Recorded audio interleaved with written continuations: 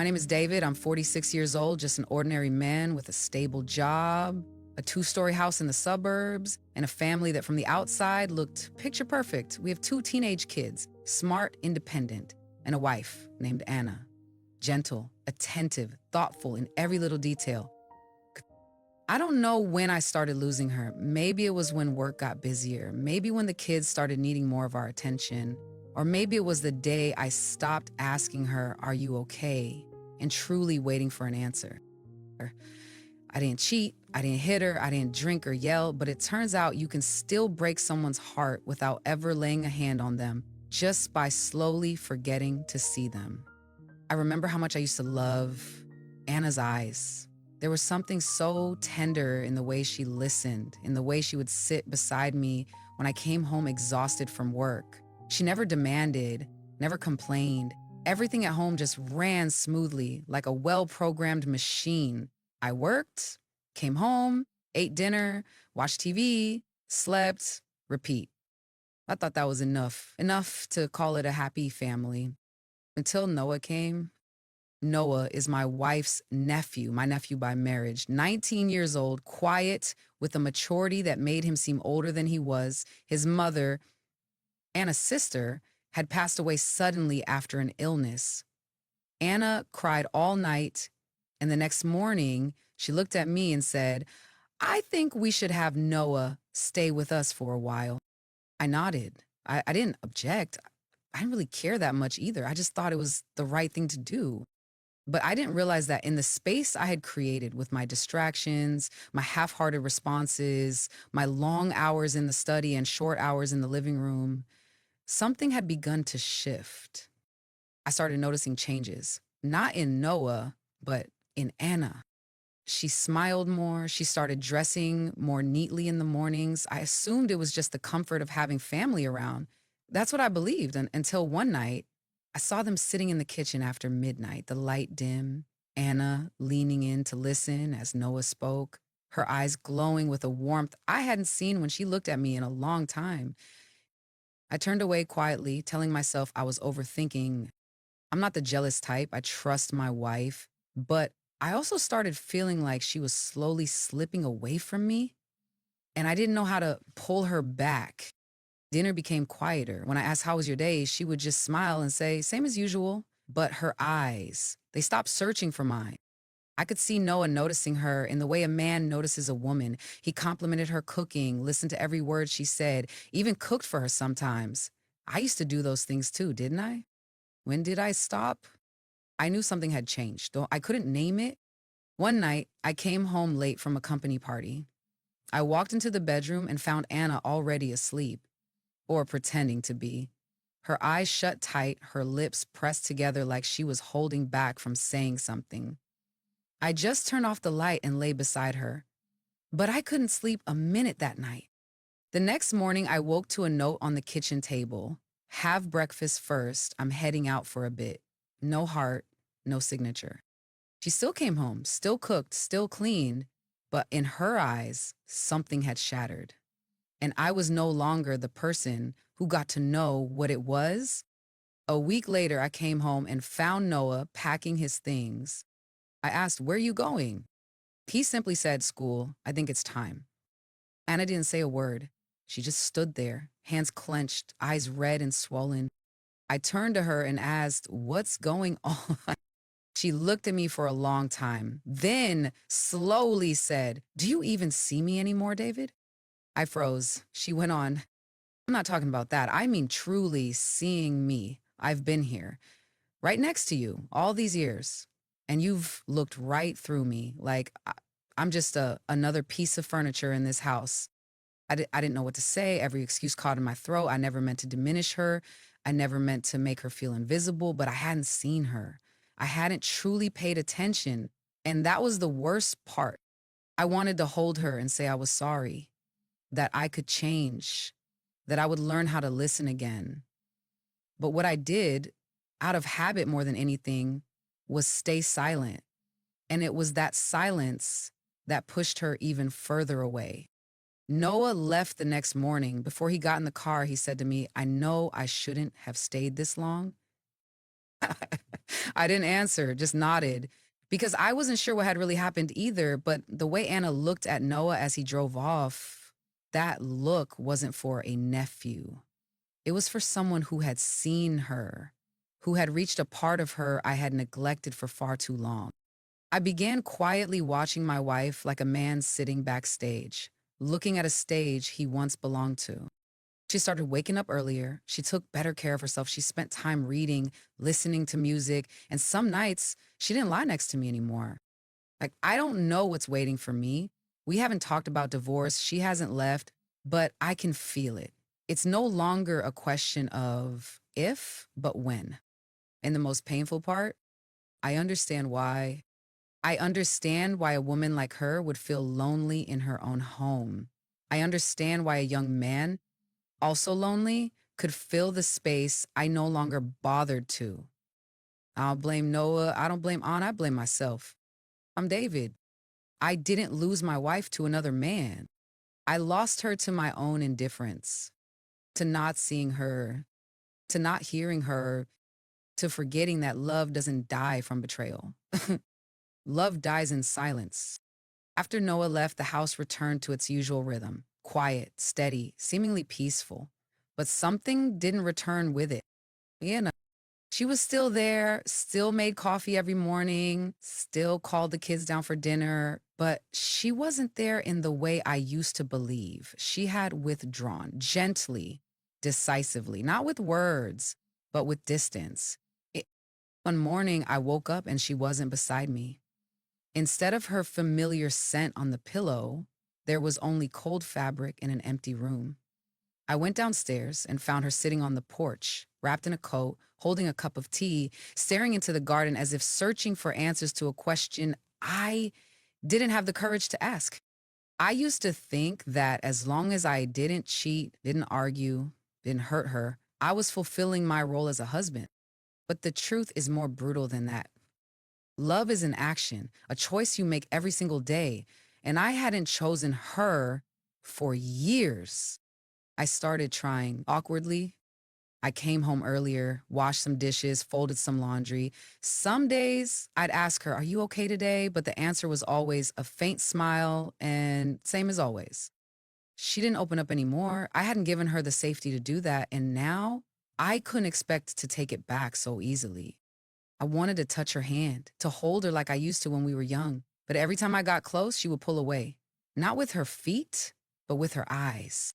We had dinner in silence, the kids buried in their phones, and I sat there, feeling like a stranger in my own family. One evening, after the kids had gone upstairs, I walked into our bedroom and found Anna sitting on the edge of the bed, holding an old piece of paper. I recognized it as one of the notes Noah had left behind. I'd once seen her hide it in the drawer. I didn't say anything, she didn't flinch. I simply asked, "You still keep it?" She nodded slightly without turning around. "I keep them all," she said, "not because I want to remember, but because I don't want to forget what it felt like to be seen." I sat beside her. It had been so long since we were that close. "I'm sorry, Anna," I said. She looked at me. Her eyes were sad, but no longer angry. That scared me even more. "Sorry for what?" she asked. I took a deep breath. "For making you feel alone, even when I was right next to you." She pressed her lips together, her eyes shimmering. "You know," she whispered, "the greatest loneliness isn't being alone. It's being next to someone who no longer sees you." I nodded, and it felt like my heart was being squeezed in a fist. "I need to go away for a while," she said. "Not to leave, just to breathe, to find myself again." I didn't beg. I didn't plead, because I knew the worst thing I had ever done to the woman I loved was not realizing she had lost herself while standing right beside me. The next morning, Anna got in the car with a few small bags and drove toward the coast, the place we once promised we'd visit every summer, but never did. I stood at the door, fists clenched, eyes following her until the car disappeared from view. The kids didn't know much. I simply said, "Your mom needs a little break." They nodded, a bit confused, but didn't ask more. The house fell silent again. But this time, I could hear every echo inside me louder than ever before. I started writing in a journal, writing the things I never said to Anna, writing apologies that came far too late, writing out fears I never admitted, that I wasn't just afraid of losing her, but that maybe I no longer deserve to keep her. I still don't know when Anna will come back or if she ever will. All I know is this: if she does, I'll be the first to see her walk through that door. And this time, I'll look at her as if I'm seeing her for the very first time, knowing exactly how lucky I am. And if she doesn't come back, I'll keep writing. I'll keep teaching our children to truly see and hear the women in their lives so they don't repeat my mistake. Because sometimes losing someone who once loved you doesn't happen because you did something wrong. It happens because you didn't do what was right soon enough. You'll read this letter one morning as the sun rises and the house sinks once again into that familiar silence we both know too well. I haven't left. I've only stepped outside to search for the part of myself I lost somewhere along the rhythm of our life. Maybe the most painful thing isn't betrayal, it's the moment I realized I hadn't been myself for a long time. I used to think that as long as we didn't fight, didn't fall apart, then we were okay. But I was wrong. The silence between us grew a little more each day, questions left unanswered, eyes that no longer searched for each other in the kitchen or the hallway. I waited for something to change, but then I understood. Change only happens when you're brave enough to walk away.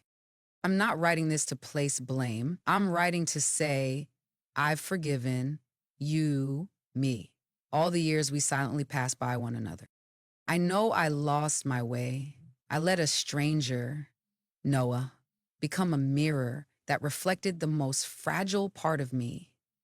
I'm not proud of it, but I won't deny it either. That moment was the final warning that I was slowly dying in the life I was living. You ask why I didn't say something sooner? Maybe because I was afraid you wouldn't really hear me. But if you're reading this now, then I believe you've started learning how to listen. I will come back, not to pick up where we left off, but to start over if both of us truly want that. Not with dinners served on time, not with automatic small talk, but with a real life where love shows up every day through attention, through presence, through sharing. I don't need roses. I just need to be seen, to be heard, to be allowed to be me, not just as a wife, a mother, a homemaker, but as a woman who still dreams, still feels, still needs. If one afternoon you hear a key turning in the lock, it means I'm trying one more time. If you still want to welcome me home, open the door. If not, leave this letter where it is. I'll understand. With love and care, you know, I set the letter down on the table. My fingers were still trembling, not from anger, but because for the first time in years, I truly saw Anna. Saw the woman who once laughed brightly in our tiny kitchen, who once rested her head on my shoulder when the kids were still babbling their first mama mama. I lost her gradually, not because of someone else, but because I stopped seeing her. Stopped asking if she was tired, stopped noticing when she changed her hairstyle, her perfume, even parts of herself. Little by little, just hoping someone might notice. And then that someone wasn't me. Jealousy hit me, bitter and sharp, but not enough to cover the deeper ache. I had let another man truly listen to the woman I once promised to love for a lifetime. I walked toward the bedroom. Our wedding photo was still there on the dresser, its wooden frame now faded, Anna's smile just as gentle as the day it was taken. I used to think love didn't need many words, that being steady was enough, but I was wrong. Love means choosing to see each other every day, even in routine, even in silence, even in chaos. And I hadn't chosen that. And Anna, in her most vulnerable moment, had chosen a feeling I no longer gave her. I stood for a long time by the window. It was drizzling outside. Then I walked over to the table, picked up a blank sheet of paper, and wrote the first line. Anna, if you're still willing to try, I will learn how to listen. 1 month later, Anna was no longer home. She left the very next day after leaving the letter. No warning, no explanation, no accusation, Just a brief sentence to the kids. Mom needs some time away. And then silence. David didn't try to call, not because he was angry, but because he knew at that moment words would only get in the way. Instead, he cleaned. For the first time in years, he scrubbed the kitchen without being asked. He learned how to make tea the way Anna liked it, 2 sugars, no cream. He called the kids down for dinner on time, asked about their day. And each night, he wrote to Anna letters he never sent. One Sunday afternoon, with the sky as blue as it had been in the early days of their love, David visited the small corner bookstore, Anna's favorite stop after work. He didn't expect anything. He just went as if reviving an old habit that once meant something. And then he saw her between the shelves of books on mindfulness and emotional healing. Hair tied low, wrapped in a gray knit cardigan. A little thinner, perhaps, but her eyes still held that same familiar light, the one that once made him believe he could protect her from the world. They looked at each other. No smile, no turning away, just looking. A long silence. David gently gripped the book in his hand, then stepped forward. I think the tea at home still tastes the way you like it. Anna blinked softly. You learned. I'm learning. A faint smile touched the corner of her lips. You still have the letters I wrote? David nodded. And I wrote a few more, if you'd ever like to read them. Anna didn't answer right away. She glanced out the window, then turned back to him. I'm not sure I'm ready to come back yet, but I'm ready to sit with you, have a cup of tea. David nodded, slowly, carefully, as if afraid to shatter something fragile. I can wait. And they stepped out of the bookstore, walking side by side. No touching, no promises. Just two people who had once lost each other, learning how to find their way back. I didn't think I would see him there. Not on such a clear, gentle afternoon. Not while I was standing in the middle of the bookstore aisle on healing, the very thing I still carry doubts about, even now. And then he appeared. He didn't say anything right away. No nervous chatter, no rushed questions. Just a look, direct, steady, quiet. Something had changed in David. Not on the outside, but within. I didn't see the old hurried detachment. Gone was the lost look of a man who once thought his life was enough. We talked about tea. Such a small thing, but it nearly brought me to tears. You still keep the letters I wrote? I asked, even though I already knew the answer, because I needed to hear it. Needed to know that somewhere in the silence, I hadn't disappeared completely from him. And when he said he had written more just for me, something ached in my chest. Not entirely because of hope, but because of tenderness. I didn't make any promises. I couldn't. I wasn't ready to return to a place that had once made me feel invisible, but I could sit with him. I could drink a cup of tea. I could begin with the smallest thing, at the little tea shop at the end of the street. David sat across from me. His hands gently cradled his cup. He no longer glanced at his phone out of habit. I noticed it and I saw he was listening, really listening. There was a time, I said softly, when I thought if I disappeared, you wouldn't even notice. I didn't look at him when I said it. My eyes followed the steam rising from the tea, soft and slow, like an old kind of comfort. I noticed, David said, his voice low. I just didn't know how to name it. I thought silence meant keeping peace, but it was slowly killing everything. And there was a pause between us. Not heavy, just still. I nodded slightly. I don't know if I've forgiven you yet, I whispered, but I know I want to see myself again, at least in your eyes. David set his cup down.